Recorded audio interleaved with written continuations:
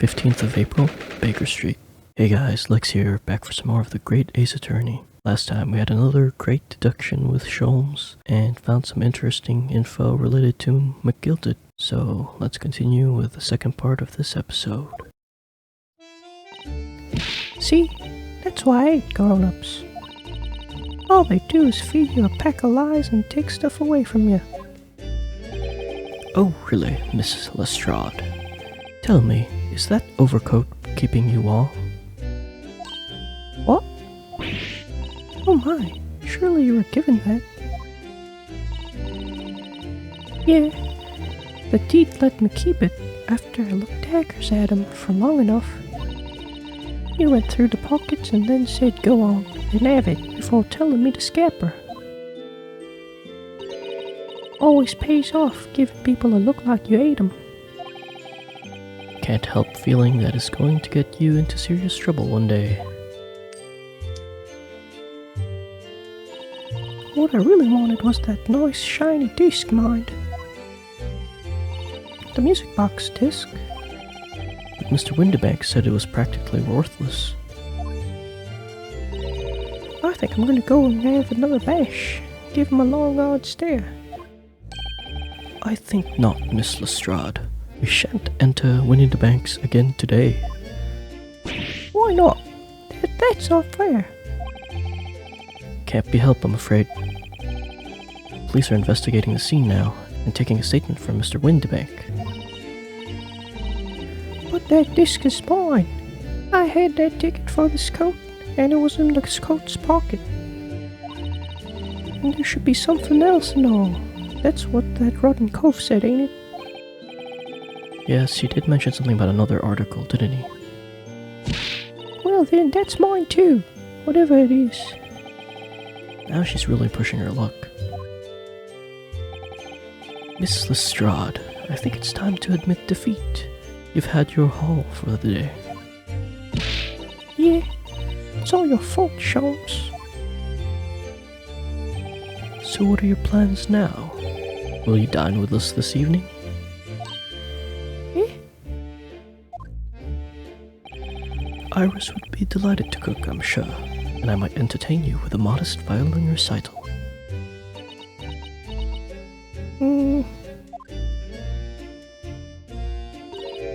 No, Ta. Oh. Why would I come round your place, eh? Have you lost your dad or something? Here she goes. Oh dear, she's gone. Having reviled on me quite unnecessarily, I might add. I can't help wondering if perhaps she might turn up anyway. Interesting. Once she's had a chance to calm down, I think there's a good chance she'll decide to come. Very well then. I'll inform Iris to set a place for our potential guest at the dinner table this evening. And one more thing. I should be glad of your company later too. Sorry? I believe I will have a rather splendid surprise to show you. Oh, how exciting. What is it? You shall have to wait and see, Miss Sasato. Until later then.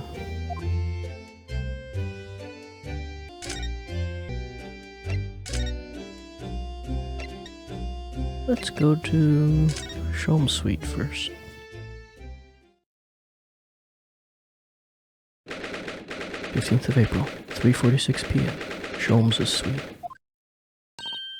Ah, Susie, here we go. Come in, come in. Good afternoon, Iris. Thank you so much for breakfast this morning. Oh yeah, it's 3 p.m. already. I didn't even eat breakfast. Oh, don't mention it. Goodness, look at the time already. Busy as always? I am. I'm preparing everything for dinner this evening. Already? You're obviously cooking something special, are you? Oh yes, after all, we have a special guest joining us. Guess who it is? Go on. You'll never guess. Look at those little eyes of her shining. Is it Gina? Oh dear, it is awkward when you already know the answer, isn't it? It's Ginny! Isn't that exciting? Oh, what a surprise! Yes, that's wonderful news. Wow, Iris seems overjoyed at the idea. I can't wait to learn some pickpocketing tips from a real professional. Oh yes, that does sound like fun. I'm not sure that's entirely appropriate, are you, Mr. Naruhodo? By the way, Iris, what's Mr. Sholmes up to? Hurley? Oh, he's been like that ever since he got back. Hello, Mr. Sholmes. I beg that you won't speak to me. Sorry? I don't know who you are, but kindly take your leave. What? As you can see, I'm not here. Oh? I don't know how to respond to that. I do apologize. When he gets like this, he's completely oblivious to everything. Yes, I see. Really? He behaves just like a child sometimes. Really does. Mr. Sholmes and Iris have something of a parent and child relationship, don't they? Yes, except Iris is clearly the parent here. Come to think of it. I wonder where her real parents are. What's the matter, Bruno? You ever have such a funny look on your face? Oh no, it's nothing. I know what it is. Why does this girl live here with Mr. Sholmes, you're wondering? Am I right? How? How did you know? Hehe, oh Bruno, I could read you like a book.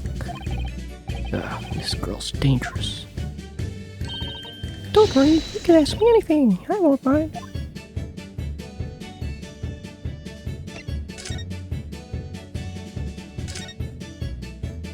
So, by Ginny, you mean Miss Lestrade, the young woman from the McGilded case 2 months ago, right?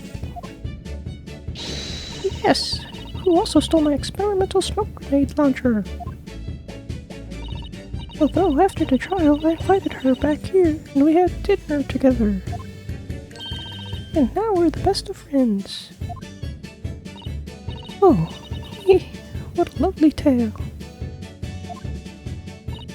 Yes, now if I bump into her on the street, she runs away as fast as she can. Oh.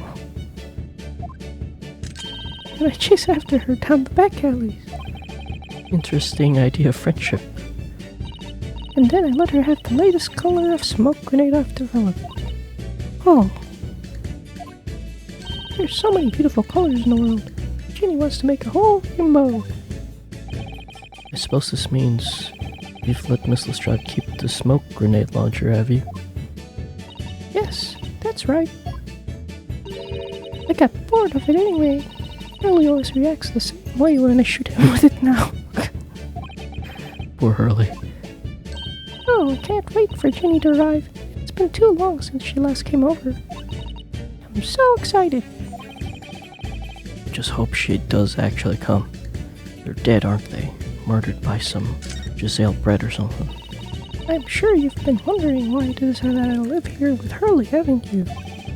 Well, it has crossed my mind. That and, well, where are your real parents?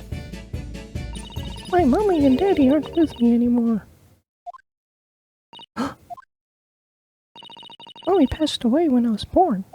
And at around the same time my father, well, he had to go to a faraway land because of one of the cases he and Hurley were working on. Oh, wait a minute. Did you say he and Hurley? Yes. Daddy and Hurley were always solving mysterious cases together. She didn't mention that before. He wrote them all up in his diaries. That's what's in the metal chest over there. Really? He recorded them all? So, you mean it's true? Mr. Sholmes really did have a partner with whom he tackled some of his most taxing cases? Oh yes, I mean it's always nice to have one, isn't it? So Mr. Sholmes' partner was your father? Exactly. Harley told me I wasn't allowed to look in the chest. But that only made me want to look even more, so I opened it up. And you found your father's memoirs? Yes, so I asked Hurley. Who wrote these? He nearly fell off his chair. But then he told me. That's when I found out the author of all those accounts was my father. So Iris's father was Mr. Sholmes' partner.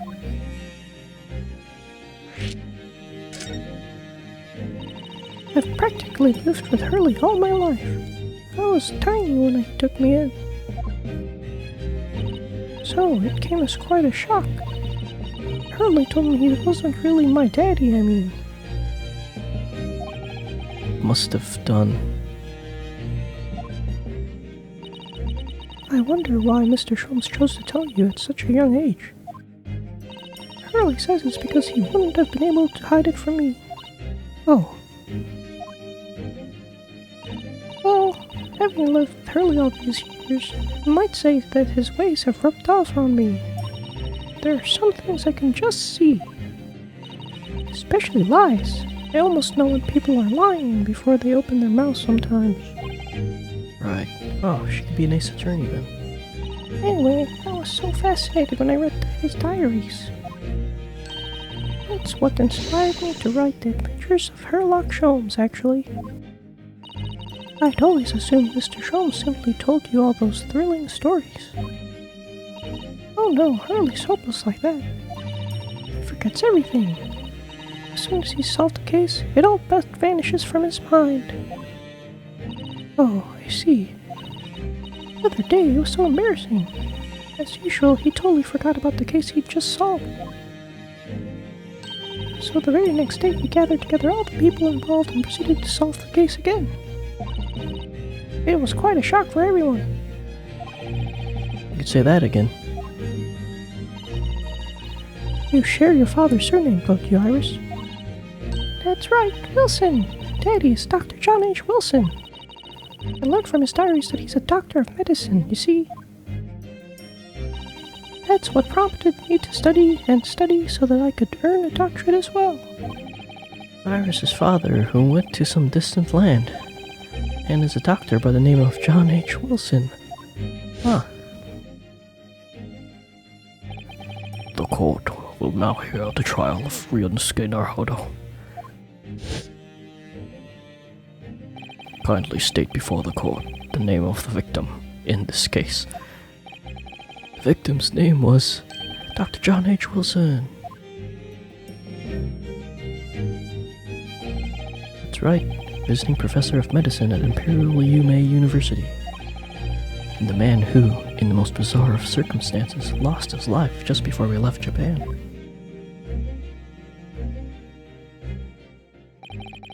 Mr. Sato. Yes? Perhaps we shouldn't pursue this conversation any further at this time. Your daddy's dead. I think that would be for the best. Ah, my dear fellows, how good to see you. Mr. Sholmes. Why ever did you not make your presence known to me before? Huh. Well, no matter now. So, how the devil are you?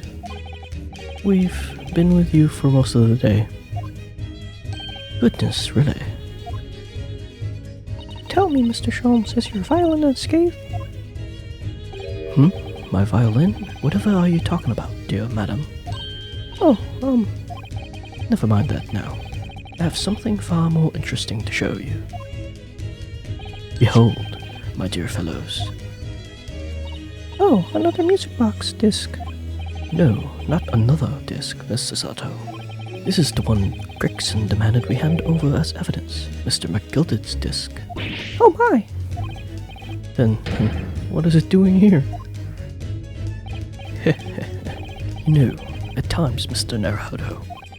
I think that though I have an undeniable turn for detection, I may well be even more adept at larceny.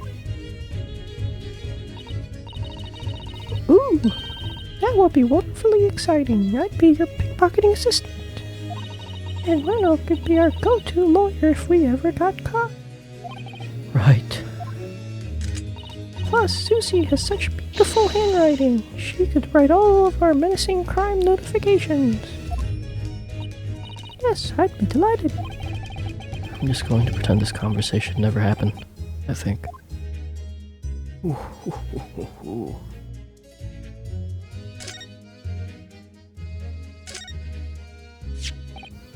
I don't understand. How did that disc come to be in your possession? I thought Inspector Gregson took it back to Scotland Yard. Quite correct. And that sort of uncompromising attitude is precisely why I always carry some of this. That's a bar of caramel, Mr. Sholmes. Your one and only friend in times of loneliness, if I'm not mistaken. If you will humor me, my dear fellows, cast your minds back to when the good detective confiscated the disc. I'll be taking whatever it is of McGilded's down to the yard, thank you very much. So hand it over. Oh, yes, of course. If the police demand something as evidence, my dear fellow, we have no choice but to capitulate. It's all yours, Inspector. For the briefest of moments, I had the disc in my hand, did I not? Yes, you did, but I still don't understand. Oh, so he turned the chocolate into a mold for the disc? It was at precisely that moment that I summoned my one and only friend into action. I pressed the disc into a pair of bars, like this. That's amazing! The disc and all the minuscule protrusions have made an image in the caramel. Indeed, the caramel is quite exceptional. I developed it myself, you know. Suitably soft for making impressions, but resistant to melting. The result of a precisely controlled solution. How extraordinary! Carrying a pair of these on one's person frequently proves very useful indeed. Take a house key, for example. A simple press and its unique form is duplicated. I guess I gotta carry chocolate in my EDC now. I can enter anyone's property at will, and never without high sucrose nourishment. Yes, it sounds illegal. From the image, I was able to create this. I confess, I was most curious to know what matter of music would issue from the disc when played.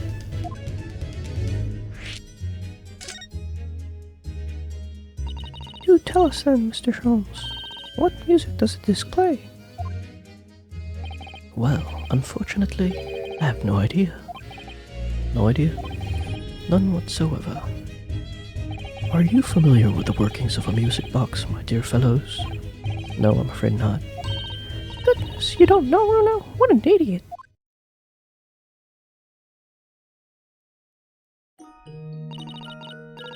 Inside a music box, there's a special metal piece called a comb.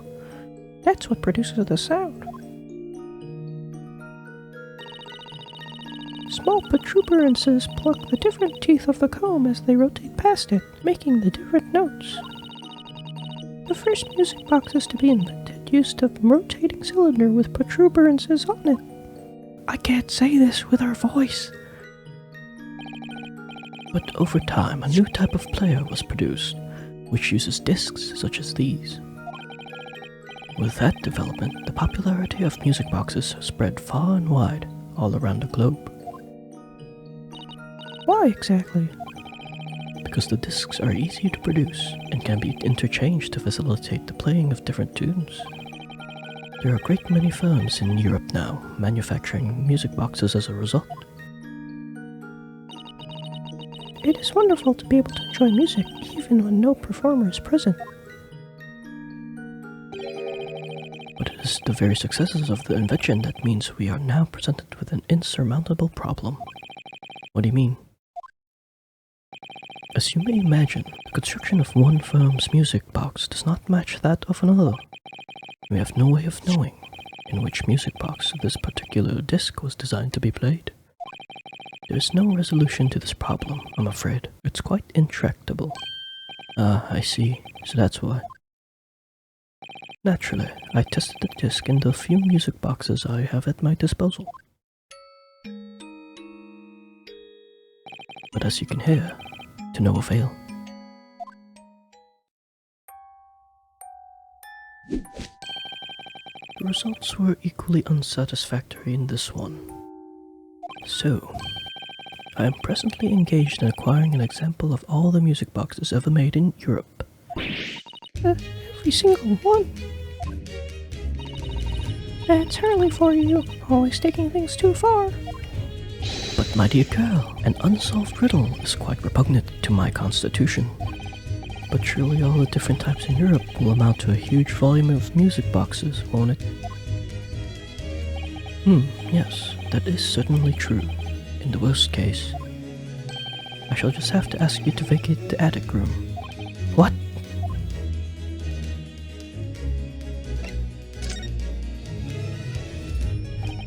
Magnus McGilt, not a name I expected to hear again so soon. Yes, it's only been 2 months since that grisly case.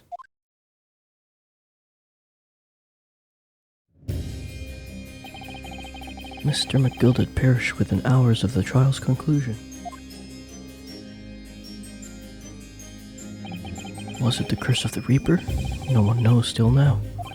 The omnibus was reduced to a pile of ash, and not a shred of evidence remained. And with the man's death, the truth about the murder in which he was so intimately involved was buried.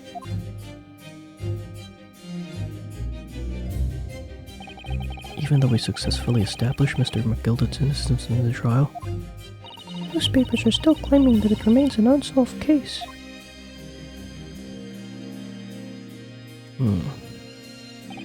The murder of the brickmaker, Mr. Thrice-Fired Mason.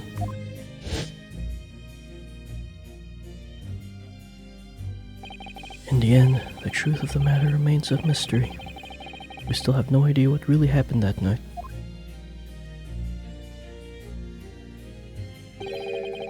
And although Mr. McGilt was found not guilty through my defense, I still don't know if that was the right judgment or not.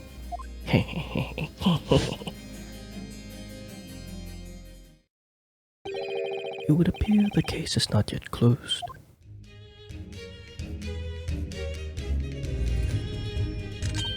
Well, it's time I started getting things ready for dinner, I think. Ginny will be here before long. Thank you, Iris. Oh, well, you must let me help you then. Of course, Susie, there's plenty to do.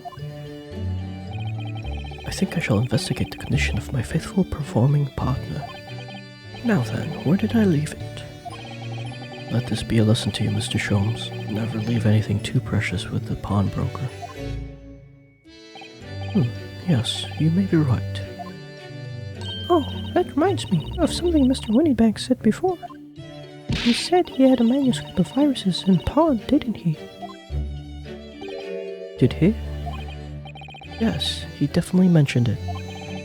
Mr. Sholmes' latest tale of otherworldly mystery lies dormant in my storeroom, were his words, I believe. So you heard about that, did you? I expect you were as incensed as I was. Oh, yes, the idea of such a wonderful story languishing in Mr. Winbank's storeroom gathering dust. My dear madam, I'm quite sure I told you already. The pawnbroker's storeroom is the safest place for it. More secure than a bank's vault. And what about your Stradivarius, Hurley? Was that safe and secure? Well, there may be the occasional mix-up caused by a certain impetuous someone not too far from me now. Do you have any idea how long it took me to write that Baskerville story, Hurley? Oh, it sounds so exciting. The Hound of the Baskervilles. I should love to read it. Huh?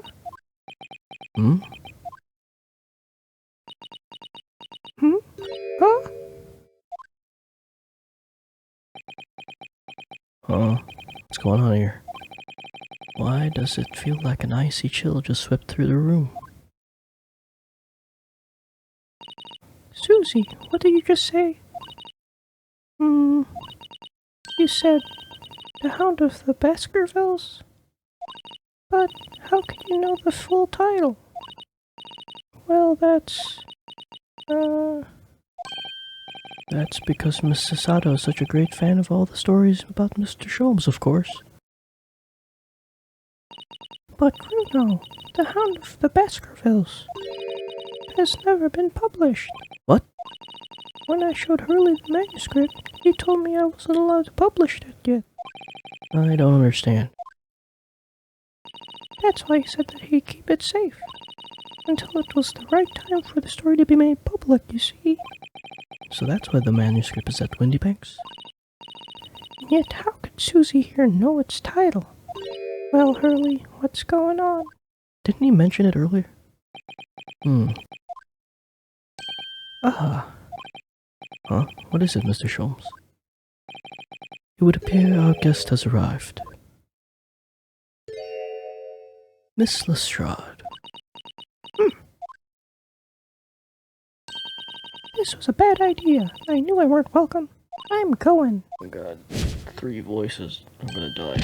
No, wait, Miss Lestrade, don't go. We've all been eagerly waiting for your arrival. I've already forgotten your voice. Haven't we, Iris?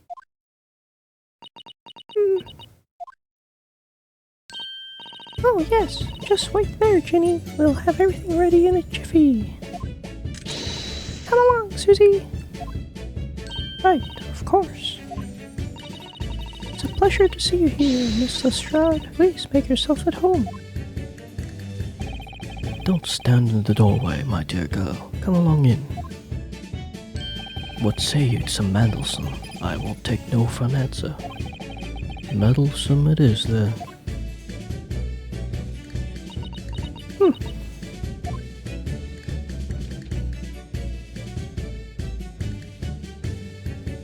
Ow.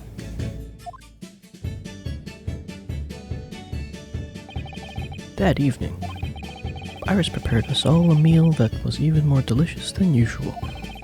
Mr. Sholmes' violent performance was in no way meddlesome, and Gina, as we came to call her, taught us all how to steal things from one another without being noticed. Everyone thoroughly enjoyed themselves well into the night. The end. 15th of April, 9:34 p.m. Naruhodo's legal consultancy. That was a very enjoyable evening, wasn't it? Oh yes, Iris's cooking was truly divine. I feel as though I could still hear the enchanting strains of Mr. Sholmes' violin even now. Best of all, I bet I could steal the glasses from his lordship's face next time we're in court. Don't do that.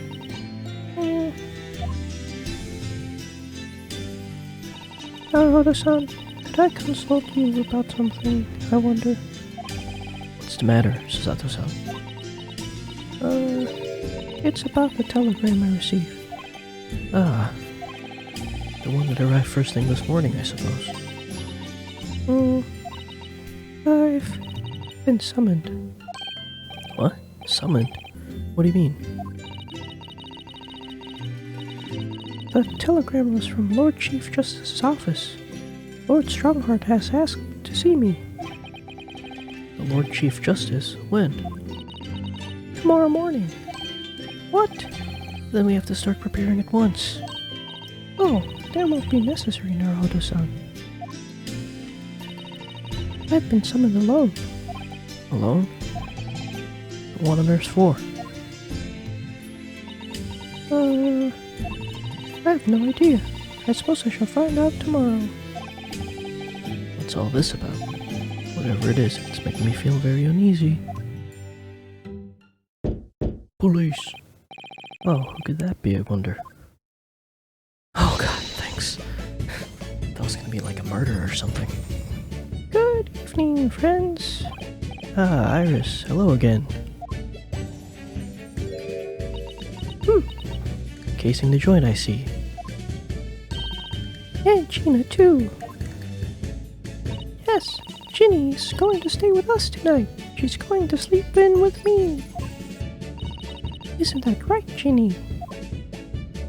Well, yeah. How lovely. Let's make a pot of tea.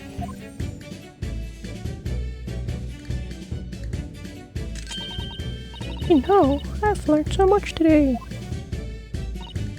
Oh, what in particular?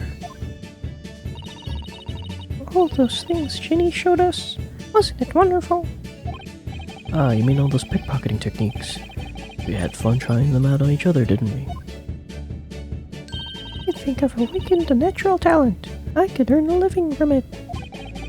You might be getting ahead of yourself a little there. So what brings you up to our humble quarters at this late hour? Well, you see, I came to return this. Wait, what? That's mine. Oh, whoever did you? I told you, didn't I? I have a natural talent for it. How would you get that off without him noticing? Oh yes, I'd forgotten. Iris is literally a child genius. So anyway, you can have it back. Not that I really understand why you wear it, though. Ah, thank you. Alright then, good night. Yes, good night.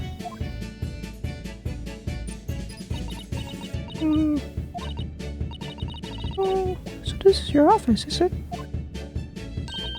What do you think, Ginny? I think I wouldn't fancy my chances with a lawyer what lives in a place like this. Yes, me too!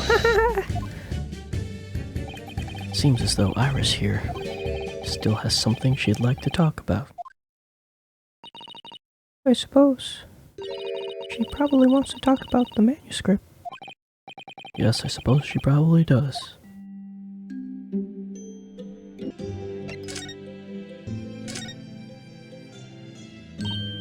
Erno, what are you doing? Look, I'm not gonna steal nothing, alright? It's all junk anyway. Charming. I suppose I should engage our guests in conversation, really. Okay.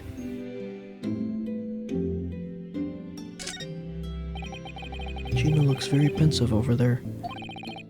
Are you alright, Gina? I was just thinking, that's all. Now I wouldn't fancy me chances with a lawyer what lives in a place like this. Yes, you did mention that already. Get off, did I? Well, nothing else really springs to mind, that's why. What's wrong with this room exactly? I like it. Yeah, see. Okay, let's go. Manuscript. Iris, I suppose you're hoping to talk about the manuscript, aren't you? Aren't you going to tell me? I'm so sorry. I need a little more time, please.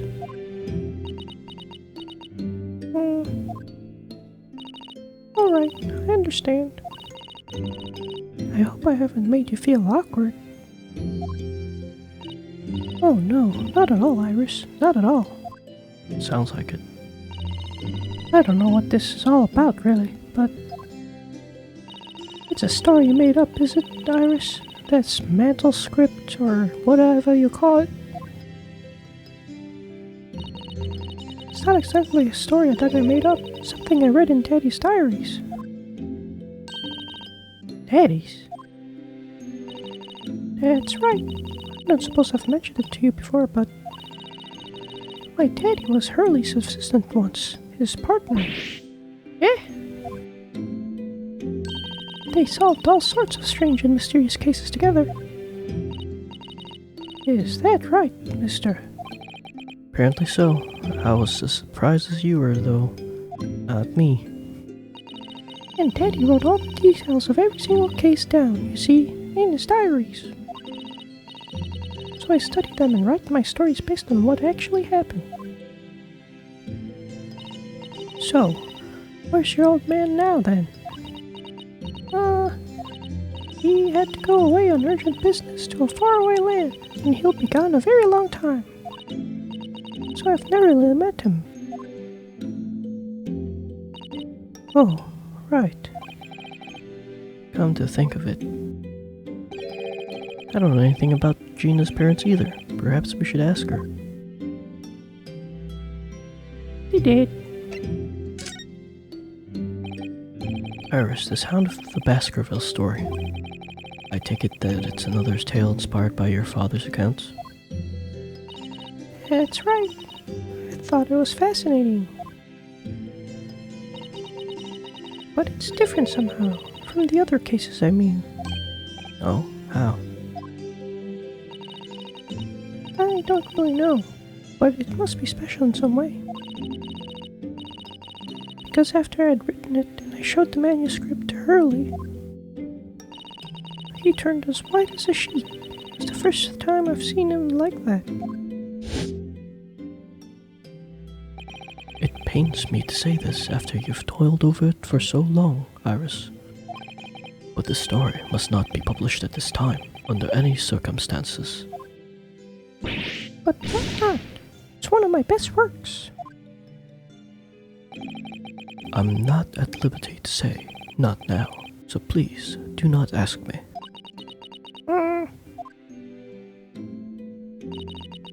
Alright then, I won't. But I do solemnly swear that I will explain everything one day, Iris, when the time is right. And that's how the manuscript came to be with Mr. Windibank, isn't it? Yes. Hurley said it had to be somewhere very safe. That really gets my goat, that does. He's treating you like a child. I mean, that's what it is, keeping secrets like that. I'm sure Mr. Sholmes isn't trying to be mean. If he said he wasn't at liberty to talk about it, I'm sure there must have been a very good reason. I think so too. You lot are too trusting for your own good. But he can't pull the wool over my eyes. Sholmes is lying to you, Iris. I bet my life on it. What? Hurley's lying to me?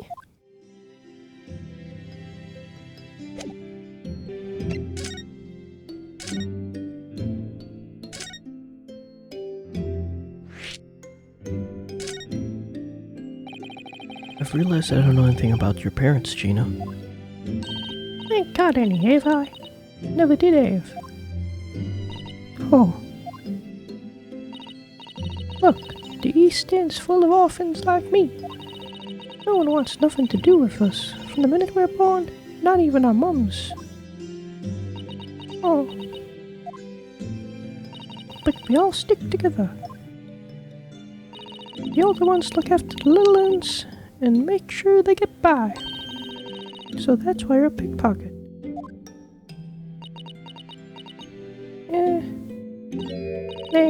Typing's my life. I love it. I get a kick out of it every time I lift some pompous idiot's purse.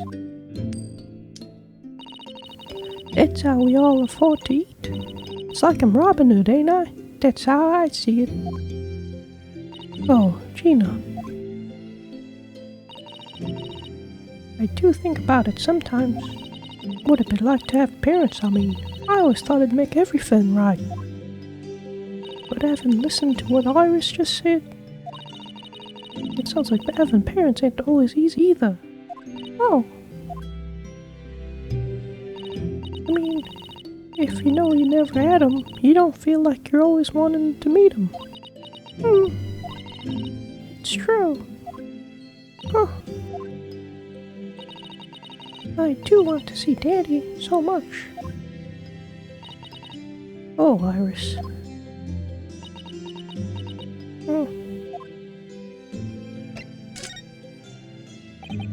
Gina, what did you mean when you said that you know Mr. Sholmes is lying to Iris? Well, he reckoned he popped that manuscript or whatever, right? But come on, that's obviously a load of rubbish. Oh my, why would you think that, Gina? It's simple. If that story was really an old Windybank storeroom, there's no way someone from halfway around the world, in other words, you, could know about it.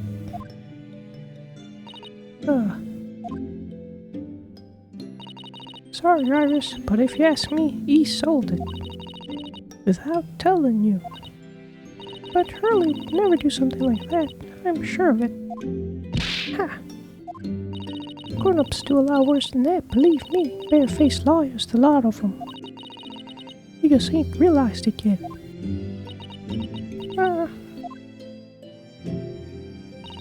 I'm telling you, that mouse grip ain't at the Windybanks. You'd soon see if you had a look. Even if you think you can trust them, I don't. That Sholmes is a liar like the rest of them. If I'm honest, I have wondered if Hurley's telling the truth sometimes. See? Oh, but I don't mean that I think he sold it. I mean that I sometimes wonder if he might have hidden my manuscript somewhere I don't know. Even though it's wrong of me to doubt him. Don't be too hard on yourself, Iris.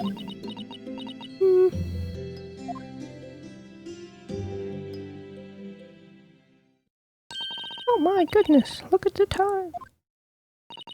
Come along, Jeannie, we should go back downstairs. Yeah, alright. And please, don't mention any of this to Hurley, will you? No, of course not. Good night then, Iris. Good night, Gina. Just let me make breakfast for you tomorrow morning, I insist. Oh yes, please. I can't wait, Susie. Good night then.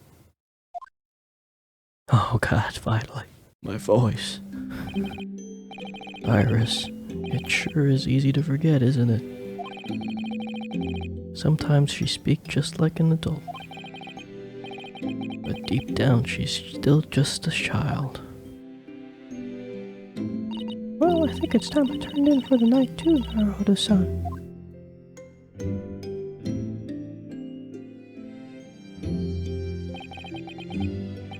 Dr. John H. Wilson, Iris's father. But also, the name of the murdered visiting professor at Yume University. Can't be a mere coincidence. There's something deeper going on.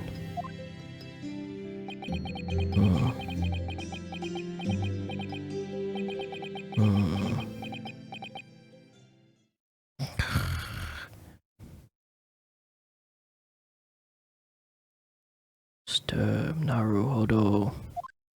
Mr. Naruhodo. That voice, that's Mr. Sholmes.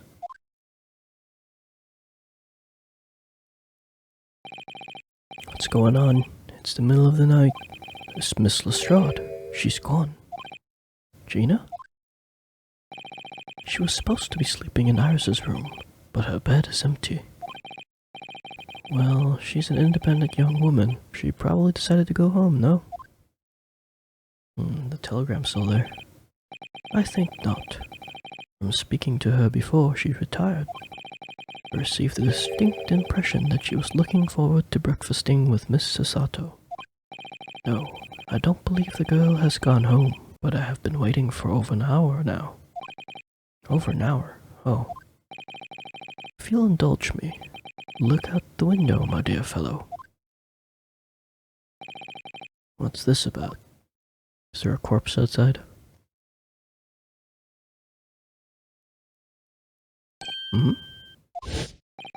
Wait a minute. Is there a light on at this time of night? That's Mr. Windybank's pawnbroker. She's going to steal the manuscript? Mr. Windybank's. Oh no. If it's simple, if that story was really an old Windybank storeroom, there's no way someone halfway around the world, in other words, you, could know about it. Sorry, Iris, but if you ask me, he sold it. Without telling you. Could Gina have gone? It seems you have some knowledge of the situation, Mr. Naruhodo. Sorry? Oh, no, not really. Well, anyway, we must investigate. At once. Mrs. Sato.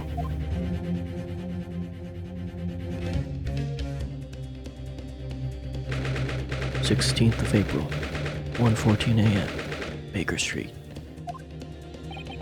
The door to Windybanks is open. And the lamp is burning. It must be Gina, mustn't it? Let us hope it's nothing more sinister. What? Come, there's not a moment to lose. Clearly something is afoot inside. Dun, dun, dun. A body has been discovered. Holy shit, there's blood on the thing. There's no one here. Oh yes, there is. Holy shit. Oh god. Ah! Mr. Sholmes! Mr. Sholmes! What the? Has Mr. Sholmes been shot? Leave me, Mr. Naruhodo. What? After them, go! They have a gun! Right! Oh wait, I have a sword! blast! I've lost them. Hello, what have we here? The alarm was just raised from this pawnbroker, sir. Would you know something about that? Officer, come with me. It's my friend, Mr. Sholmes. He's been shot. Shot. With the policeman close behind me, I ran back to Windybanks.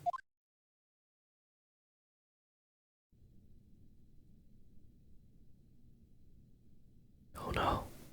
He's dead.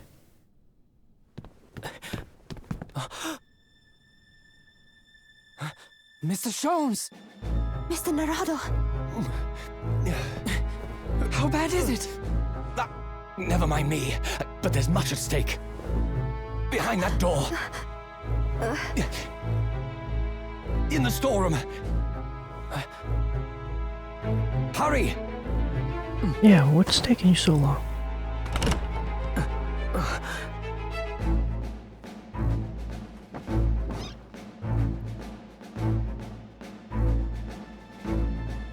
No!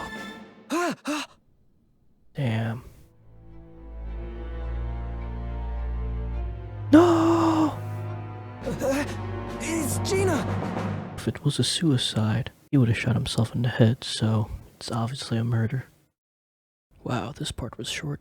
I don't think I've had one fit in a single episode since the second case. Anyway, we'll start the next part next time, so don't forget to rate, comment, and subscribe. Thanks for watching. See ya. Bye.